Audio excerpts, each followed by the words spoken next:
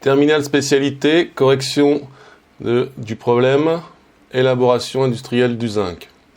De quoi s'agit-il? Les métaux, pour la plupart, ne se rencontrent pas justement à l'état métallique dans la nature, mais ils sont associés souvent à d'autres éléments, comme ici le soufre, bien souvent l'oxygène, ils forment des oxydes, donc on appelle ça des minerais. Seuls les métaux nobles, comme l'or, l'argent, le platine par exemple, se trouvent à l'état, on dit natif, c'est-à-dire métallique dans la nature. Ici, il va falloir donc séparer en quelque sorte le zinc du soufre. Ceci se fait en plusieurs étapes, dont la première est donnée dans le document 1. On va d'abord transformer cette blinde, ZnS, sulfure de zinc, en oxyde de zinc. Pour ça, comment est-ce qu'on fait? On vous dit qu'on la chauffe, tout simplement, dans de l'oxygène, et on nous donne l'équation de la réaction. Donc, bien évidemment, dans cette équation, l'oxygène est en excès. Donc on peut tout de suite comprendre qu'on a 2 sulfures de zinc qui donneront 2 oxydes de zinc, c'est-à-dire que 1 sulfure de zinc donnera 1 oxyde de zinc. Donc à l'issue de ça, on a transformé le sulfure de zinc en oxyde de zinc. Qu'est-ce qu'on fait ensuite? Document 2, lixiviation et précipitation sélective des ions fer 3. Cet oxyde de zinc, on le dissout dans de l'acide sulfurique de sorte qu'on se débarrasse de l'oxygène ici, qu'on n'ait plus que des ions Zn2+. Et on vous explique ensuite que le minerai en fait contenait d'autres choses comme du fer à l'état d'ion fer 3.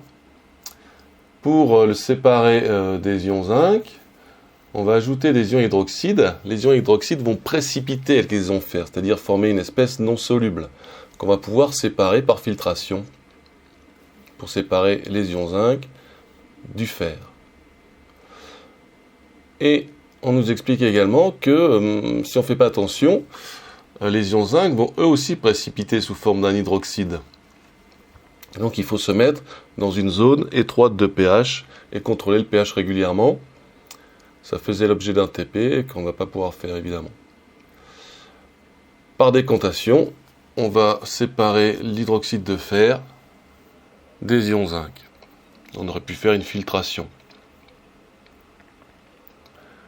Document 3, étape suivante. Alors, il y a aussi des ions cuivre qui sont là et dont on veut se débarrasser. Donc on fait une opération qu'on appelle la sémentation, qui faisait aussi l'objet d'un TP. Bref, dans cette étape, on se débarrasse, on purifie la solution, et dans la solution, on n'aura donc plus que des ions zinc. Ou presque. Comment est-ce qu'on fait ensuite pour réduire, on dit, les ions zinc en métal zinc? Eh bien, on propose une électrolyse. L'électrolyse est réalisée dans de grandes cuves de volume 1000 litres. On nous donne l'intensité du courant. Et on nous précise que la solution électrolytique est recyclée lorsque sa teneur en ions zinc atteint le tiers de sa valeur initiale. Donc ça, il faudra en tenir compte. En fait, on arrête la solution lorsque la teneur en ions zinc atteint le tiers de la valeur de départ. Il y a 2 électrodes dans une électrolyse. Celle-ci ne nous intéresse pas. Celle qui nous intéresse, c'est celle-là. Et on voit tout de suite que il faut 2 fois plus d'électrons que d'ions zinc pour les transformer en zinc métallique. Document 5, une formule que vous avez vue plusieurs fois, la formule de l'électrolyse, à savoir que la quantité totale d'électricité peut se calculer par le nombre d'électrons, ici exprimé en mol, multiplié par la charge transportée par une mole d'électrons, et que par la définition de l'intensité du courant électrique, I, c'est la quantité d'électricité divisée par la durée. Donc la quantité d'électricité Q, c'est l'intensité fois la durée, c'est une formule qu'on a vue plusieurs fois maintenant, qu'il faut connaître. Et puis les données numériques. Et enfin, la problématique. Déterminer la durée de l'électrolyse nécessaire pour récupérer le métal zinc obtenu après traitement de la calcine issue d'une masse de blinde égale à 1200 kg. Donc quelle est la stratégie? on va partir de la fin de cette équation. On va supposer que la quantité d'ion zinc est connue. Cette quantité sera déterminée grâce à la quantité initiale de blindes. Que nous dit cette équation?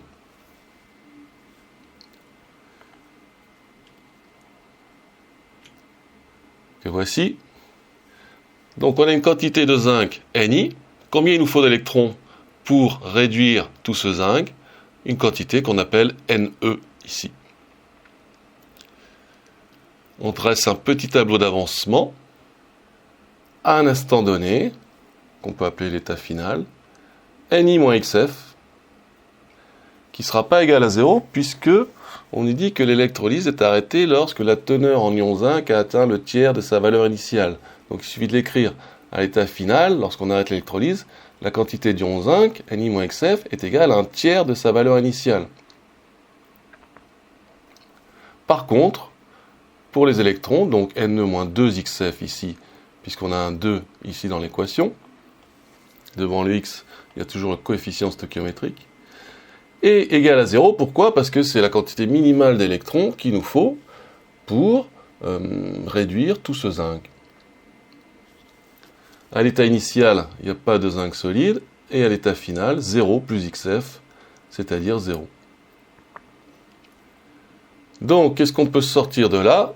Eh bien, Ni moins Xf égale 1 tiers de Ni. Si on résout ça, on trouve Xf égale 2 tiers de Ni. Pour la deuxième équation ici, Xf égale Ne sur 2.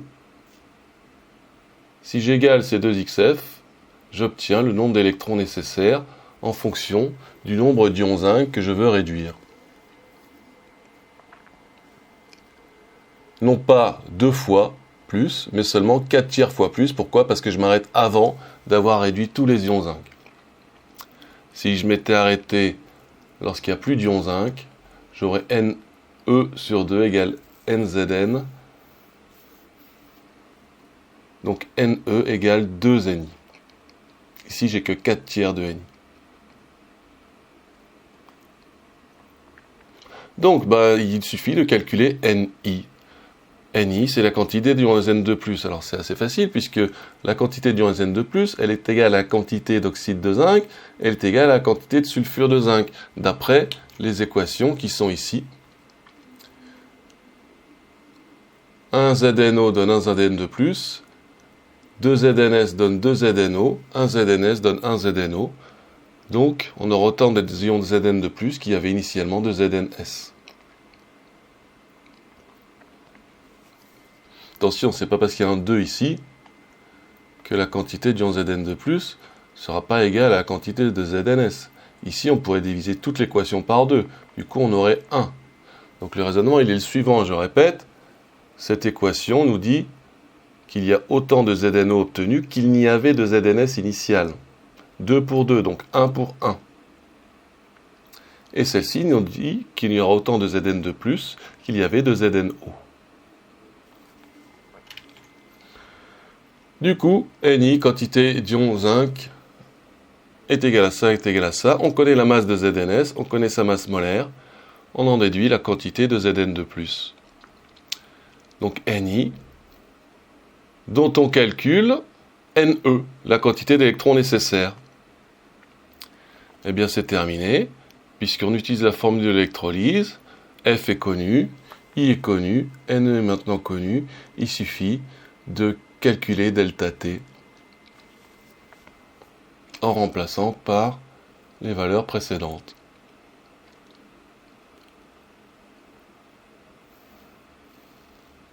On fait attention pour les unités.